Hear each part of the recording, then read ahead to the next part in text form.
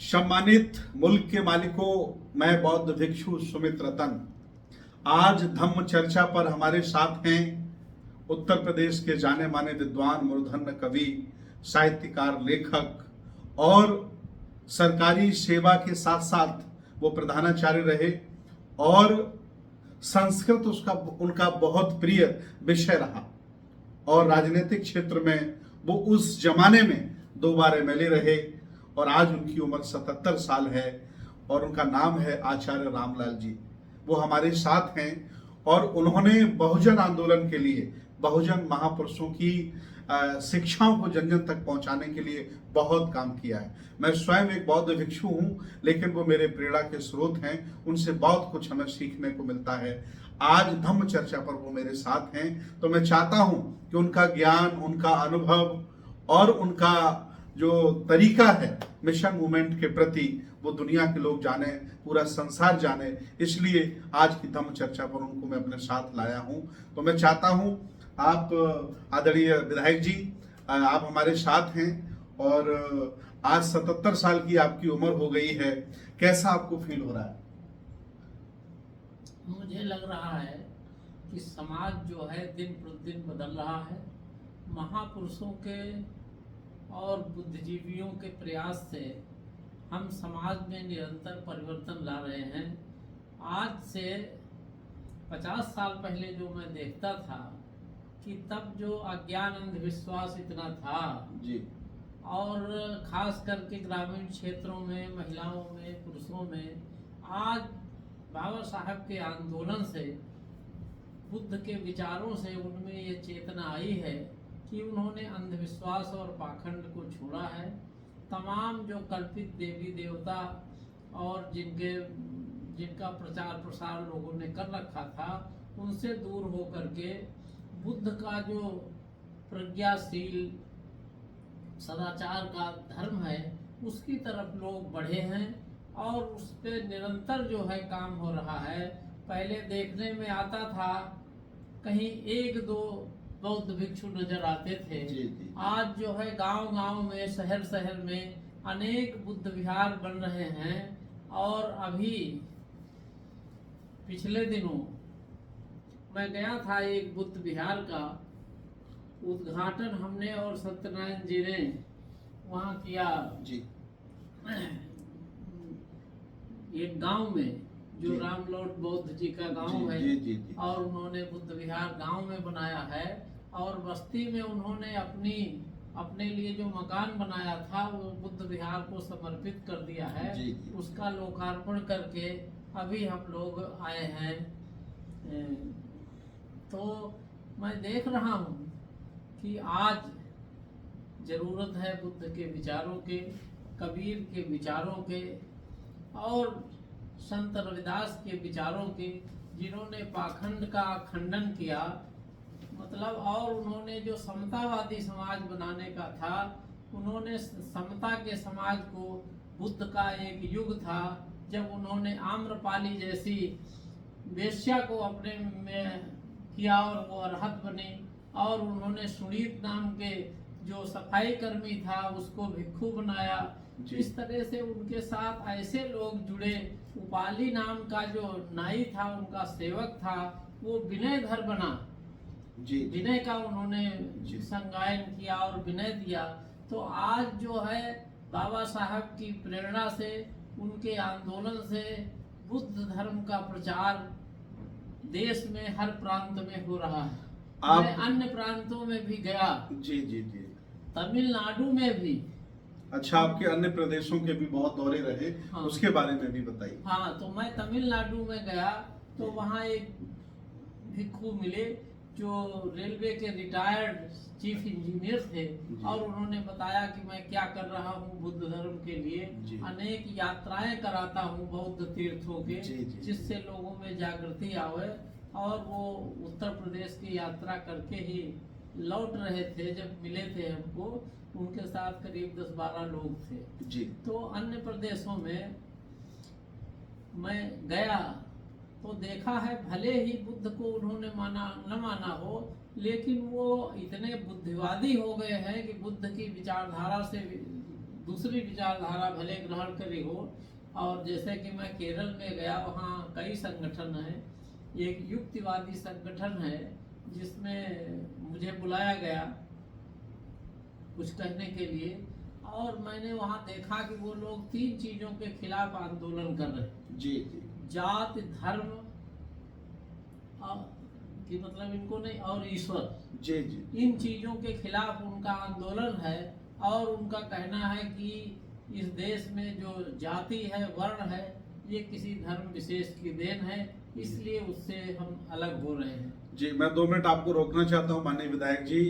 जब आपका शिक्षक, बतौर शिक्षक आप सरकारी सेवा में गए, उस समय कितना वेतन था आपका?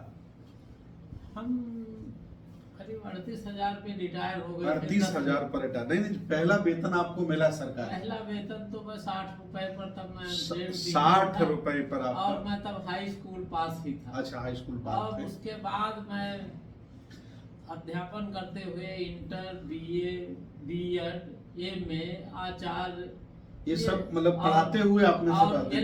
LLB ये सब मैंने जो है अध्यापन कार्य करते हुए। आज के युवाओं के लिए बहुत बड़ा नजीर है कि आप पढ़ाते रहे, और उस जमाने में जब मद्दा था, गरीबी थी, उस समय आपने कई डिग्रियां ली, पढ़ाई है। दूसरा एक सवाल है माननीय विधायक जी आपसे, आप बहुजन आंदोलन के योद्धा हैं, आप सरकारी सेवा में आ गए, राजनीति में आप क्यों गए? आप MP 2 बार MLA रहे, कैसे आपके मन में ये भाव आया? मैं चूंकि सहायता प्राप्त विद्यालय में टीचर था, उसमें राजनीति करने पर कोई प्रतिबंध नहीं होता है। जी। और हमारे पिताजी एक कांग्रेस के सक्रिय कार्यकर्ता थे, और आज़ादी के आंदोलन में भी उन्होंने काफी योगदान किया। तो उनसे प्रेरित होकर के मैं कांग्रेस में कार्य करता रहा। 80 में कांग्रेस का टिकट न मिलने पर मैं कांग्रेस के विरुद्ध लड़ा, और जीत करके जब विधानसभा में आया तो पुनः कांग्रेस में सम्मिलित। किस पार्टी से आप जीते थे? तब मैं जनसंघ, भारतीय जनता पार्टी नई बनी थी 80 में। अच्छा।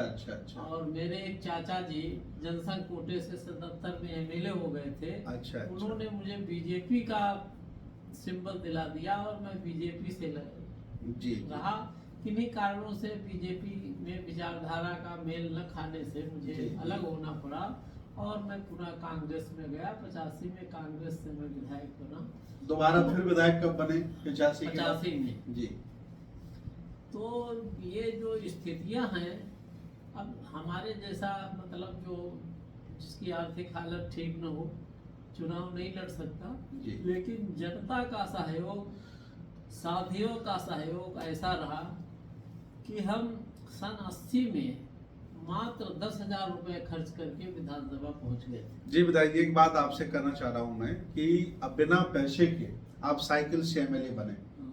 आज ईमानदार डॉक्टर, ईमानदार मास्टर, ईमानदार इंजीनियर, ईमानदार और कोई प्रोफेशन का आदमी क्या वर्तमान में MP MLA बन सकता है? नहीं बन सकता। ये जो पैसे का चलन हुआ विधायक जी, इसको कैसे रोका जाए?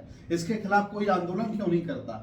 हर बार हम धन पशुओं को वोट दे देते हैं, इस पर कोई आंदोलन क्यों? होता यह है कि सरकारों का भी इसमें दोष है। सरकारों ने तरह तरह के फंड विधायकों को दे दिए, और उस फंड से उनके पास पैसा इकट्ठा हुआ, और या पैसा उन्होंने स्वयं इकट्ठा किया, तो उससे जो है पैसे का चलन बढ़ गया। राजनीति में हमारे समय में साइकिल लोग लेते थे, हमसे भी नहीं कहते थे हमारी साइकिल पंचर हो गई, बनवा दीजिए, या हमको नाश्ता करा दीजिए, कुछ नहीं मांगते थे।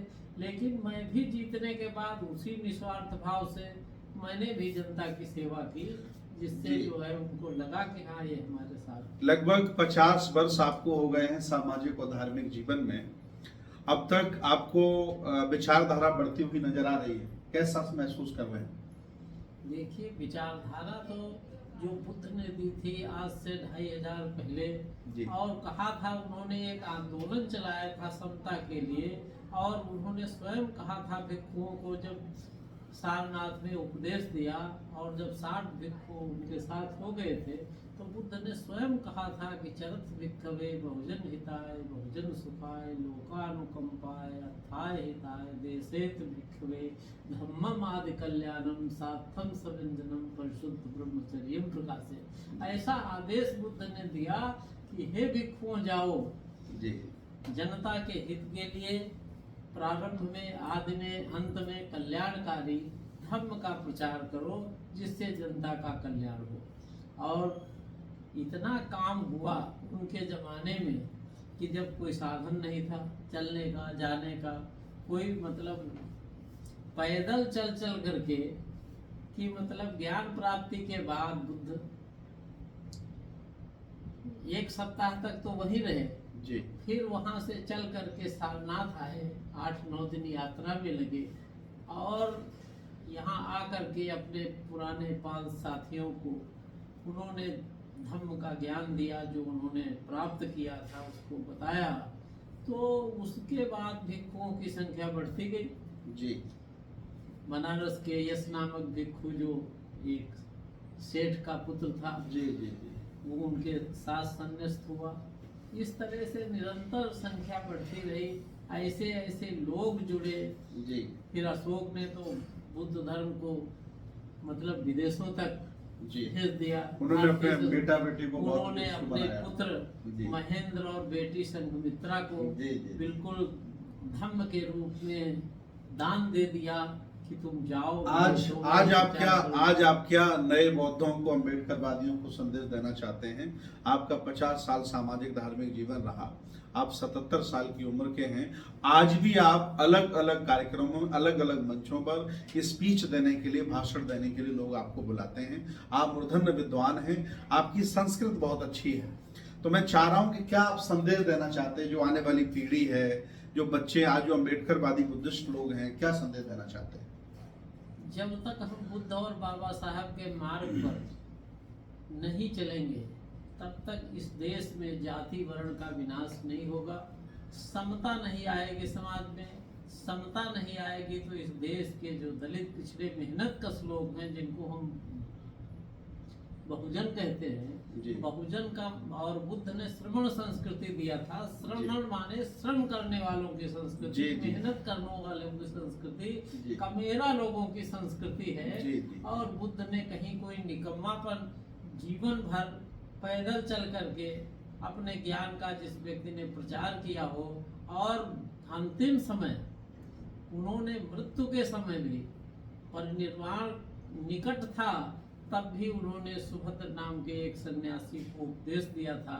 बुद्ध के यदि प्रथम और अंतिम उपदेश ही कोई ग्रहण कर ले तो वो बहुत महत्वपूर्ण है।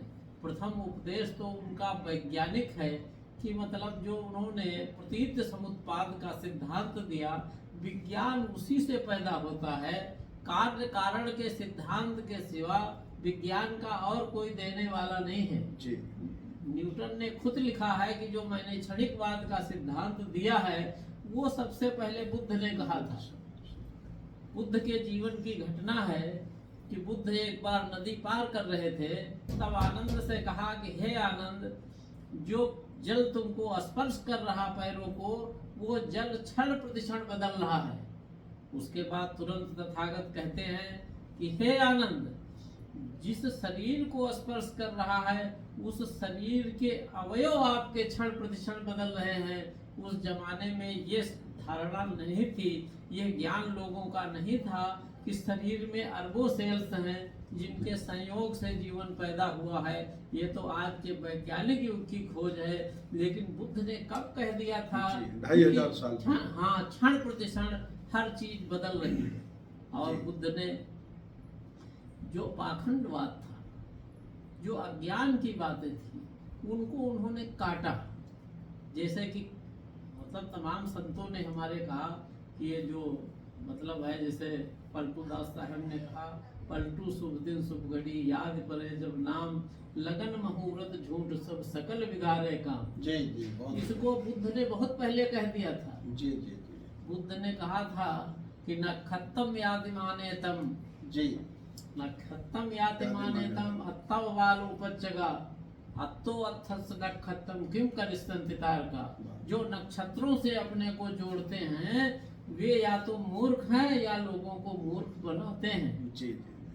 अत्तो अत्थस न खत्म किम करिस्तंतितार का, जो अपनी तरक्की स्वयं नहीं कर सकता उसके लिए नक्षत्र और तारे क्या करेंगे, ऐसा बुद्ध ने 2500 वर्ष पहले कह दिया था। माननीय विधायक जी, तो- आपने बहुत अच्छी बातें रखी, बहुत लोगों को पसंद आएंगी और आप ज्ञान के भंडार हैं, आपने बहुत अध्ययन किया है।